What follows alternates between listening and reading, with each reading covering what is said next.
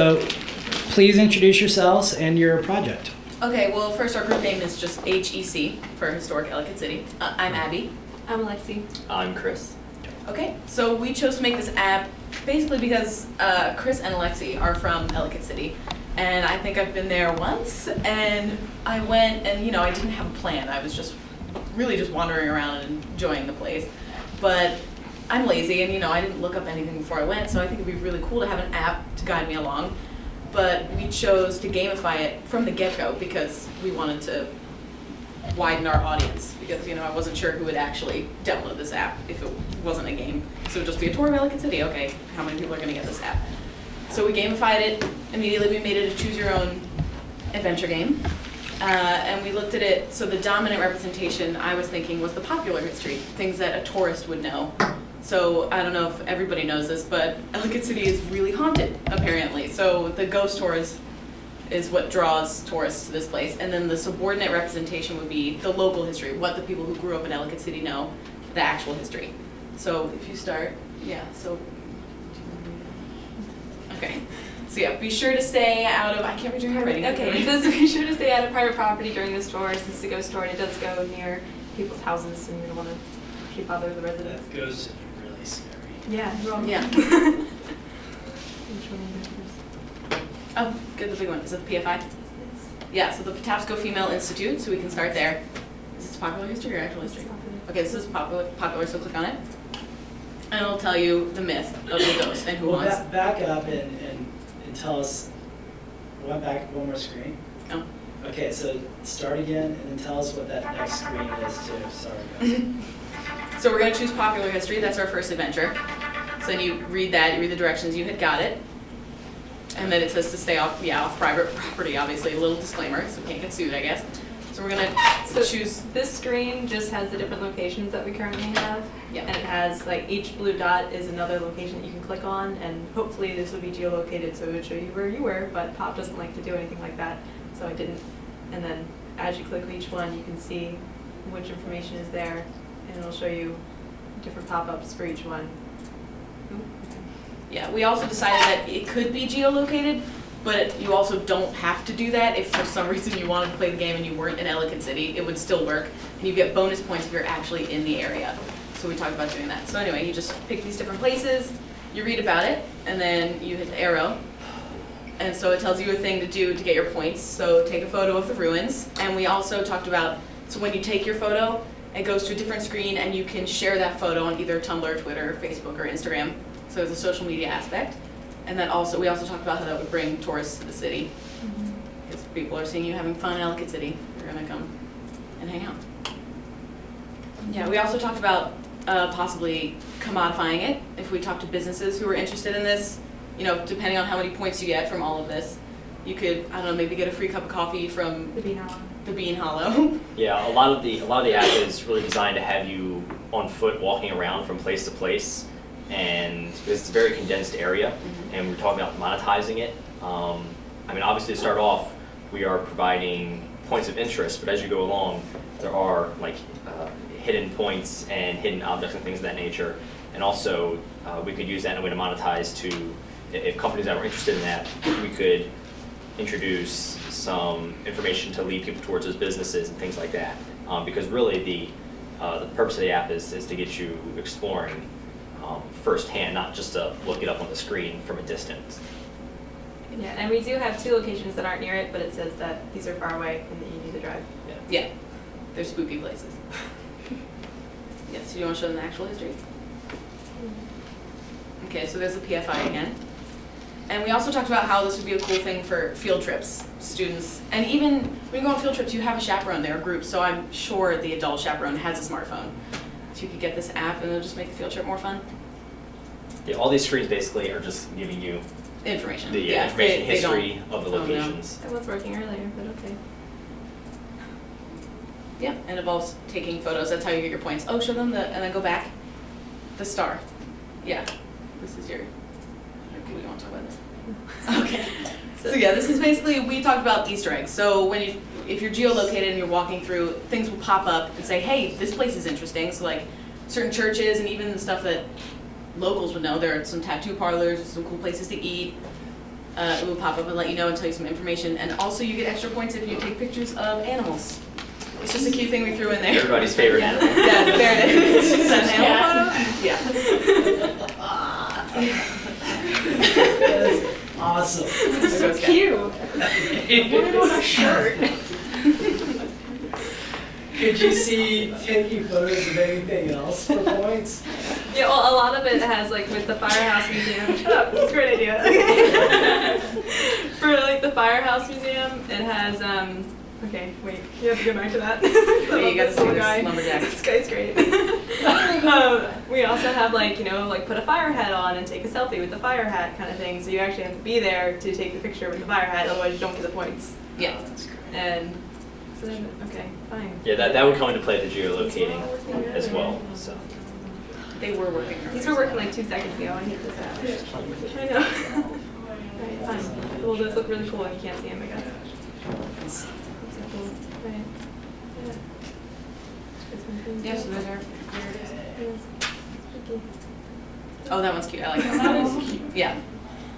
Yeah, all these work. So, well, they were. Well, walk us through what, like that one you just did. Walk us This through guy? that. So Okay, you so did. this is Seven Hills. Do you want to do Seven Hills Road? Oh yeah, it's You Seven should- Hills Road. Did you just start from the beginning? And just Yeah. like Yeah. we So could let's just like do a yeah, mock. let's do a group. Yeah. Okay. Pick So, one. all right. Do you guys want to do popular history or actual history? Okay. Popular. It's fully popular. This one's working. So I'm Yeah, this one's working. We want the broccoli with the chocolate on it. Do Let's- not the PFI. Do not the thing. Yeah, we did that one. Okay, we already did that. We're gonna do the Firehouse Museum. All right. Okay. Good, I can't And so basically, you want me to read it or? Please. Okay. And so for this, you would have the Firehouse Museum is said to be haunted by a few of the old firemen. Sometimes doors slam, a ghost is seen, or there are footsteps heard. And then obviously we Yeah. have our little graphic. Is that a ghost? Plus 5 points to take a picture. And there isn't any matchup system. It's like, you know, well, how would you Other match than up? like the ghost that's in the Firehouse Museum is actually just like a mannequin of a firefighter. Yeah. That at night when you see it, you're like, Jesus, what is that in Yeah, you take a there? picture of that, you get 5 points. Yeah. I'm and- wondering if there could be a functionality where if you did take a picture of it, there was an automatic upload to say a Maybe, mass yeah. flicker or something Yeah. like that. Mhm. I was gonna shots. say, like if you're to post to Instagram or Twitter or something like that nature, there'd be an automatic like metadata, like a hashtag or something, so that people could just automatically see the collective images for a single location. Yeah, and it seems silly, you know, taking a picture of a ghost, but it gets you in the museum. You're not just going to walk through this museum and not look at anything in the museum, so Yeah. I think it's great for tourism. No one can see. There's the Hayden House. This one was specifically for the don't go on people's property. Yeah, this is a- straight yeah. up in a neighborhood, and please Yeah, don't, don't go into people's do that. lawns. So this one talks about how the Hayden House is also known as Oak Lawn, and it was built by Edwin Parson Hayden. He was the first county clerk for Ellicott City, and so there's the lights that turn off and on, and there's a rocking chair that moves by itself, and once a staff member said that there was a face of a man through the glass panes at the front door, but the check the building said that there was no one moving, as you wrote, it was great. Yeah. It was there. And it says this is often called the cooking ghost because there's often smells of bacon, eggs, and soup, and the coffee machine turns on by itself. Yeah, so And I smell food, yeah. get 5 points. That's great. So that one doesn't involve a picture, but whatever, it takes you through the tour, so. Yeah, it's a very specific location app I'm looking for, and it's lighthearted, but also has a lot of good information. You kind of have to be in the area to understand it. In Ellicott City, especially the historic portion of it, the residents there, I mean, most people, if you're going to a local corner store or bakery, it's a lot of foot traffic, and it's the same with tourists. I mean, there's only 2 or 3 small parking lots, and so you can't really drive all around. People get out and they do a lot of walking, and so really having the geolocation and having these points of interest would have basically the tourists and the residents kind of intermingling. There's also this one, which was Heartbeat Bridge. Oh yeah, Heartbeat Bridge is creepy. Apparently a man cut out a woman's heart, the house across from the bridge, and then threw her heart in a stream. So people say you can go and you hear her heart beating still, so that one's cool. Take a photo of the bridge, 5 points. Now So there's you our app. know. So the app has succeeded. We all have our You actually flaws. want to go there. Okay, we've got a few minutes left. Any questions for the HEC group? So you already talked about the field trip thing, and like, so you know how Fells Point does a ghost tour, right? Like, I would think that this would be like so cool to do as like a tour thing. Well, Like, Ellicott City has a ghost tour, but it's also terrible. So Yeah, But it that's was part of the cool. reason why. It would be cool if you could break off. It'd be easier for you to break off from your tour guide if you had this app. You wouldn't have to have a tour guide. oh my god, it'd be so cool, like somehow like that you would like plant stuff too. I would totally. Yeah. Oh yeah. Yeah, Augmented reality. that would be fun. Yeah. You could easily have an augmented reality component to this where you have that little ghost icon and a guerrilla tactic, you put that around in different places and people scanned it or added their hashtag to it. Kind of like we saw with the yellow arrow Yeah. game the other day. And extra proof that they've actually been there so they can get Right. bonus points if they find the ghosts. Yeah. Now, could you think about how could you use this as a research tool, or perhaps how could it be creatively misused as well? Can anyone think about that a little bit?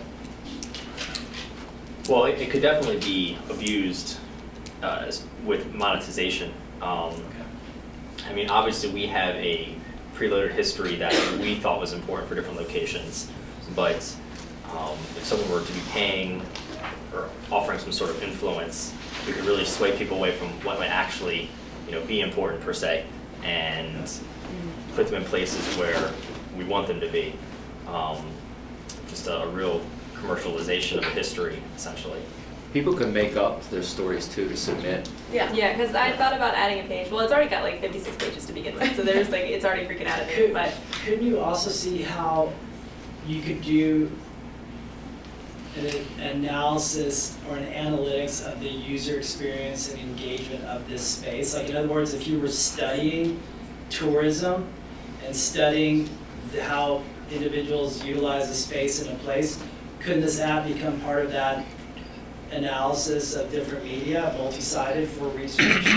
Yeah. Yeah, I mean, it could, even Historic Ellicott City, even their own council could use something like this to see what are the more popular destinations, and they could more efficiently allocate resources. Because a lot of the places, obviously because they're hundreds of years old, the Thomas Isaac House, I believe it's like the 1780s, is one of the oldest structures there, if not the oldest.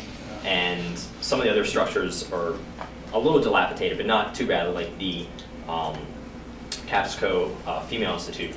The reason it's a park and the area around it's the park, and a lot of it has just been left in its Greek style, is because it's pretty much been said by the park community there that it can't be restored any further without kind of destroying the history of it. And I don't know, it just has its own little charm to it. I don't know, they could really there's very limited resources because it's such a small community, so they could allocate it more efficiently if they knew where people were going to be, how many people want to be there, what times a year people are there, Yeah. things of that nature. Tons of people get married at the PFI. Yeah. so and there's a theater company that has their plays there all the time. So that one's fine, but the other ones are in need of help. Like Right. I didn't even know. I live in Old Ellicott City, and I didn't even know the log cabin had a name other than So it the can log be a cabin. discovery tool as well. I just keep on thinking that you could do something like this where it's meant for maybe tourism or meant for promotion, but if you wanted to really do some type of engagement, even imagine if someone had the Be Inspired app open at the same time they had this open and started interlaying or overlaying sites. Like if there's something going on in Ellicott City, well, all right, let me check my HEC app to see if can we get coffee and bagels for everyone. Oh, or- yeah. Yeah. You see what I'm saying? So it's interesting that you're both doing urban type apps and they're exploratory, but for different reasons. But both apps could be misused in the same fashion. Like if they identify a place on theirs, there's nothing to say that couldn't be used. In other words, there might be the same site, the same space on both apps, but both have different narratives and contexts attached to them. That's interesting. All right, any other questions? One to tell me have? Okay, good job, y'all. Good job, y'all.